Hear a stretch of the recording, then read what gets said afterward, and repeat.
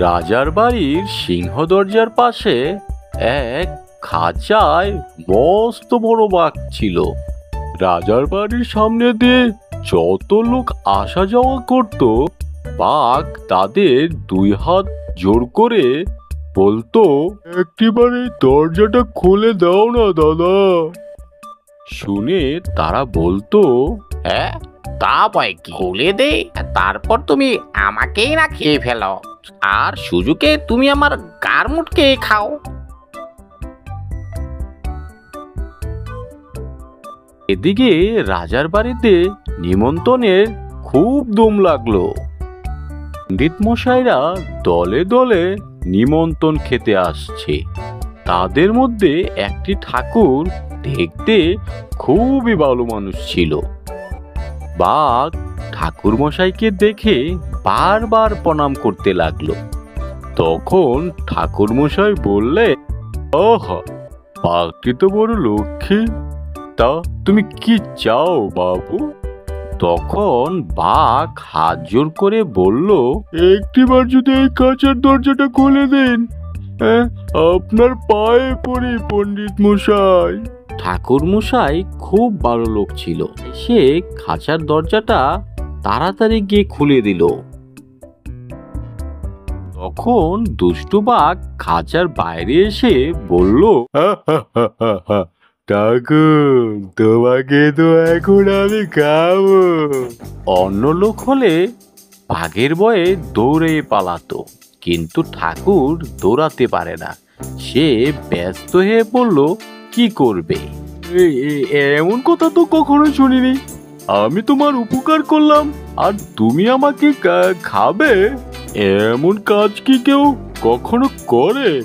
করে বই কি ঠাকুর? সকলেই তো করে থাকে। তা বই কি? হ্যাঁ, চলো দেখি তিনজন সাক্ষীকে জিজ্ঞেস করি, তারা কি বলে। আচ্ছা, চলুন চলুন। যদি সাক্ষীরা বলে তাহলে আমি আপনাকে ছেড়ে দিয়ে চলে যাব, আর যদি তারা আমার কথা ঠিক বলে তাহলে আমি আপনাকে ধরে খাবো।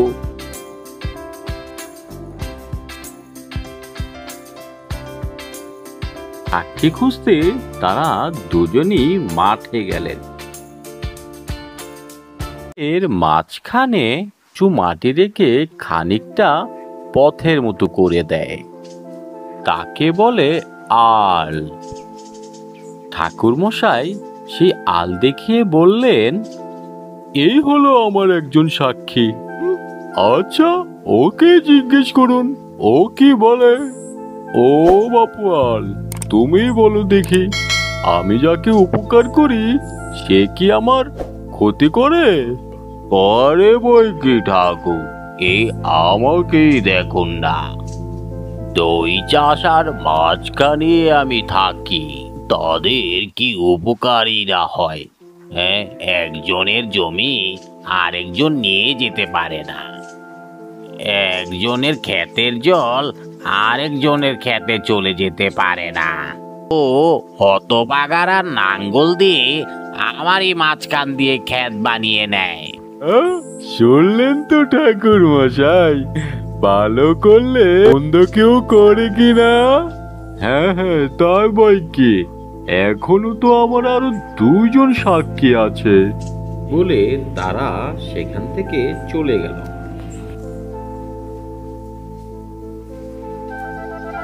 মাঠের মাঝখানে একটা বট গাছ ছিল। ঠাকুর মশাই তাকে দেখিয়ে বল, আমার আরেকজন সাক্ষী। আচ্ছা, তাকে জিজ্ঞেস করে দেখুন, ও কি বলে। আচ্ছা বট গাছ, তোমার তো অনেক বয়স হয়েছে, তা বাপু তুমি বলো তো, হ্যাঁ, একজনের উপকার যে করে তার কি অপকার কেউ করে? তাই তো লোক আগে করে। আমার গাছের নিচে ছায়াতে বসে ঠান্ডা হয়ে তারপর আমারই এই দেহেতে খুঁচিয়ে খুঁচিয়ে আটা বের করে নেয়। আর আঠা রাখার জন্য আমারই পাতা ছিঁড়ে এই আঠা রাখে। আর দেখুন, আমারই ডাল ছিঁড়ে নিয়ে গেছে দুষ্ট লোকগুলো। কি ঠাকুর মশাই, হ্যাঁ, এ গাছ কি বলছে? ঠাকুর মশাই খুব চিন্তায় পড়ে গেল। তখন সে কি বলবে তা ভেবেই পাচ্ছিল না। সময় সেখান দিয়ে একটি শিয়াল যাচ্ছিল। ঠাকুর মশাই শিয়ালকে ডেকে বলল, ওই তো আমার একজন সাক্ষী, হ্যাঁ, ওকে জিজ্ঞেস করে দেখি। ঠিক আছে, চলুন জিজ্ঞেস করে দেখবেন।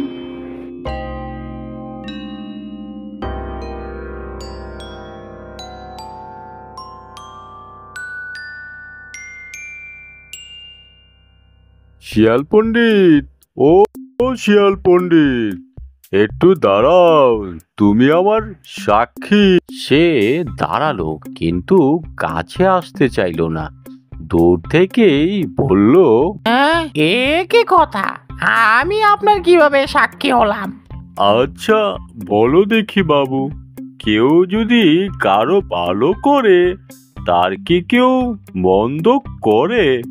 কার কি ভালো কে করেছে আর কার কে মন্দ করেছে তা শুনে বলতে পারি। এ বাঘ খাঁচার ভিতরে ছিল, আর আমি ব্রাহ্মণ পথ দিয়ে যাচ্ছিলাম। এটা বড় শক্ত কথা হলো। এই খাঁচা আর ওই পথ না দেখলে আমি কিছুই বলতে পারবো না। তখন তারা আবার ওই খাঁচার কাছে আসলো। শিয়াল কিছুক্ষণ পায়চারি করে বলল, আচ্ছা, হ্যাঁ, খাঁচা আর এই পথ, হ্যাঁ, আমি দেখে বুঝতে পেরেছি। এখন বলুন কি হয়েছে? বাঘ খাঁচার ভিতরে ছিল, আর আমি ব্রাহ্মণ এই পথ ধরে যাচ্ছিলাম। আচ্ছা দাঁড়ান, এত তাড়াতাড়ি করে বলবেন না। হ্যাঁ, বেশ করে আমি একটু বুঝে নিই। কি জানি বললেন? বলছিলেন এই বাঘ ব্রাহ্মণ ছিল আর পথ খাঁচার ভিতরে ছিল।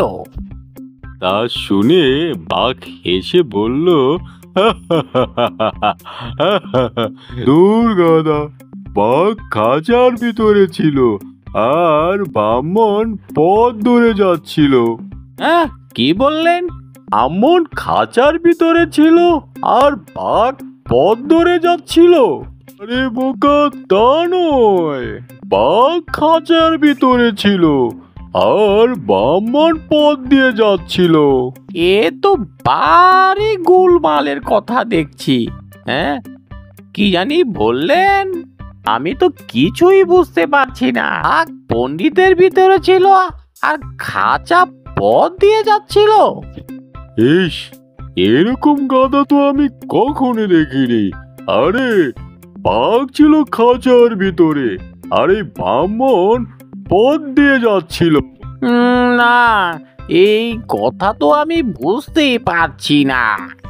তখন বাঘ শিয়ালকে ধমক দিয়ে বলল, আরে বোকা, এই দেখ, এই বাঘ খাঁচার ভিতরে ছিল।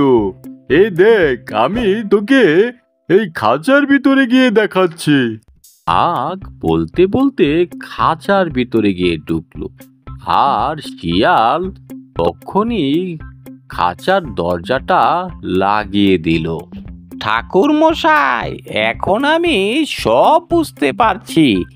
এই দুষ্ট লোকের কোনো কথাই শুনতে নাই। কথা হলো এই যে, দুষ্ট লোকের উপকার করতে নেই।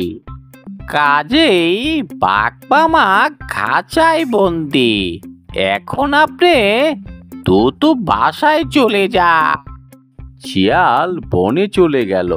ঠাকুরমশাই রাজবাড়িতে পোলাও খেতে গেল, আর বাঘ পড়ে রইল খাঁচায়।